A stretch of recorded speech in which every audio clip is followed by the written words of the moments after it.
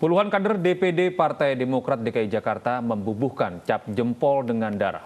Ya, aksi ini dilakukan sebagai tanda loyalitas kepada Ketua Umum Demokrat Agus Harimurti Yudhoyono.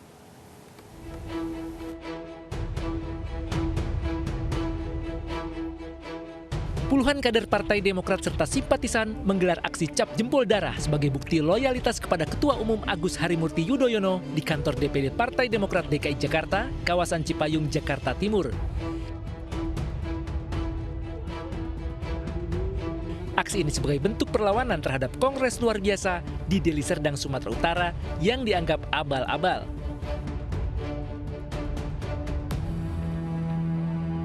Kegiatan ini juga bagian dari sikap kita terhadap saja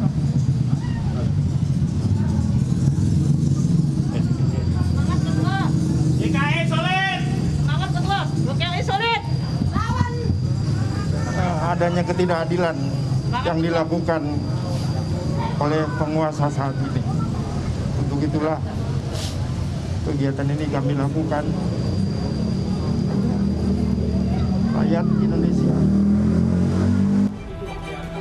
6 Maret lalu Dewan Pimpinan Pusat Partai Demokrat juga menggelar rapat konsolidasi dan penguatan dukungan terhadap AHY. Selain di Jakarta, sejumlah DPD Partai Demokrat daerah juga menyatakan dukungan dan loyalitasnya kepada Ketua Umum Agus Harimurti Yudhoyono. Dari Jakarta, Muhammad Ardiansah, iNews melaporkan. Sementara itu, pemirsa, Menko Polhukam Mahfud MD akan menyelesaikan persoalan di tubuh Partai Demokrat secara hukum serta menunggu laporan resmi terkait penyelenggaraan KLB di Sumut. Menurut Mahfud, hingga kini Agus Harimurti Yudhoyono masih menjadi Ketua Umum Partai Demokrat. Kasus KLB atau klaim KLB Partai Demokrat di Deli Serdang itu pemerintah akan menyelesaikan berdasar hukum. Apa berdasar hukum? Yaitu sesudah ada laporan bahwa itu KLB. Sampai dengan saat ini pemerintah tidak menganggap, setidak-tidaknya secara hukum tidak tahu ada KLB atau tidak. Secara hukum ya, meskipun telinga kita mendengar, mata melihat, tapi secara hukum kita tidak bisa mengatakan itu KLB sebelum dilaporkan secara resmi hasilnya kepada pemerintah. Oleh sebab itu nanti ini akan ditangani secara hukum oleh pemerintah manakala nanti sudah dilaporkan oleh penyelenggaranya sehingga pemerintah mendapat laporan, oh ada 2 KLB. Nah, sekarang dasar penyelesaiannya apa? Saya ingin mengatakan dasar penyelesaiannya adalah peraturan perundang-undangan. Pertama, berdasar undang-undang partai politik.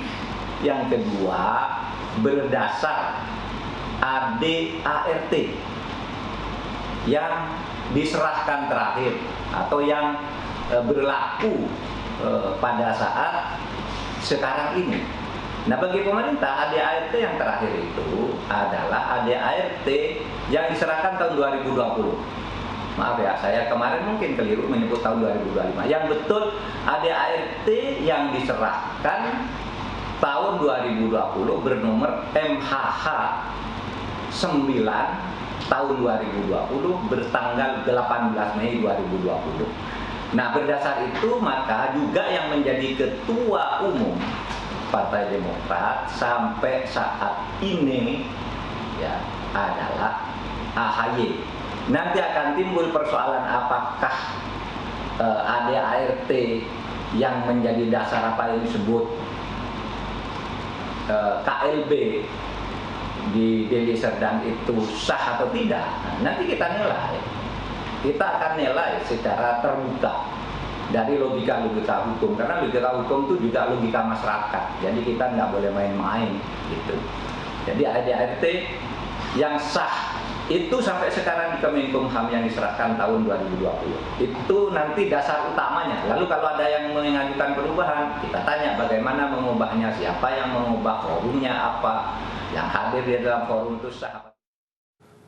Ya pemirsa, kisruh Partai Demokrat berawal saat Ketua Umumnya Agus Harimurti Yudhoyono menyatakan ada kudeta dari internal dan eksternal partai. Sejumlah nama seperti mantan Sekretaris Partai Demokrat Marzuki Ali dan Kepala Kantor Staf Presiden Muldoko diduga terlibat.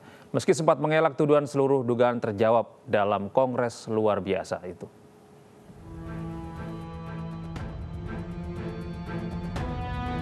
Kemulut Partai Demokrat berawal saat Ketua Umum Partai Demokrat Agus Harimurti Yudhoyono menggelar jumpa pers di kantor DPP Partai Demokrat 1 Februari lalu.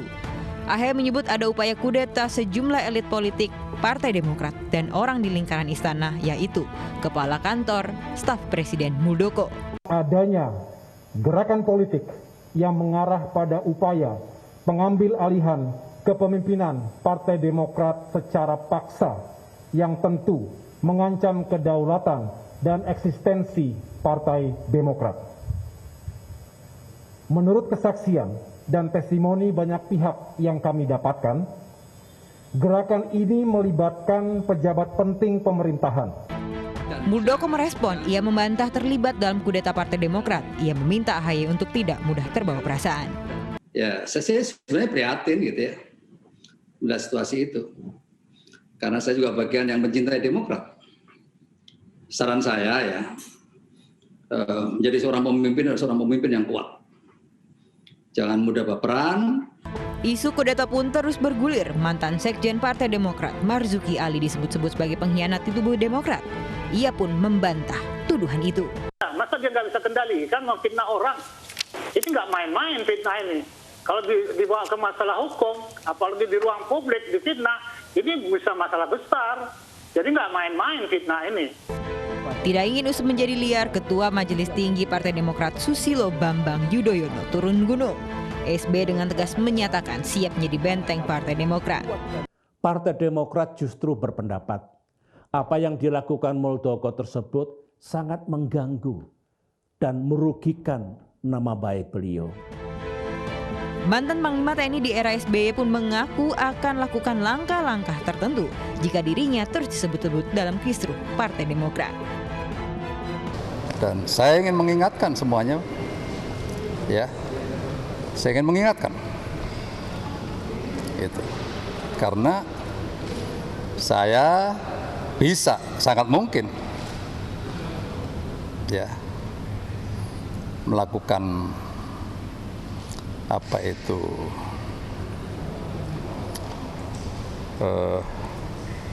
langkah-langkah yang saya yakini. Tak lama, Partai Demokrat memecat 7 kader yang terlibat dalam rencana kudeta.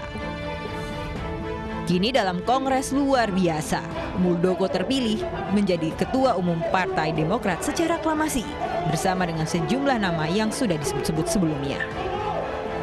Tim Liputan iNews melaporkan. Beralih ke informasi lain pemirsa, putra ketiga Presiden Joko Widodo Kaesang Pangarep tiba-tiba menjadi perbincangan di media sosial. Ya, Kaesang disorot setelah hubungannya dengan Felicia Tisu berakhir dan unggahan bernada sindiran yang diunggah oleh Ibunda Felicia.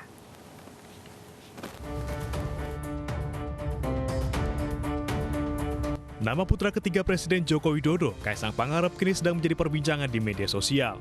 Kaesang disorot setelah dikabarkan putus dengan kekasihnya Felicia Tisu. Terlebih, Ibunda Felicia mengunggah kekecewaannya terhadap Kaesang melalui Instagram. Dikutip dari unggahan akun @melialau pada hari Sabtu, Kaesang disebut berjanji akan menikahi Felicia pada Desember 2020. Namun pada Januari 2021, Kaesang disebut menghilang tanpa ada kejelasan. Diduga, Kaesang telah memiliki kekasih lain sehingga membuat Ibunda Felicia kecewa. Kaesang dan Felicia diketahui telah berpacaran selama 5 tahun. Keduanya juga kerap menunjukkan momen kebersamaan mereka di media sosial.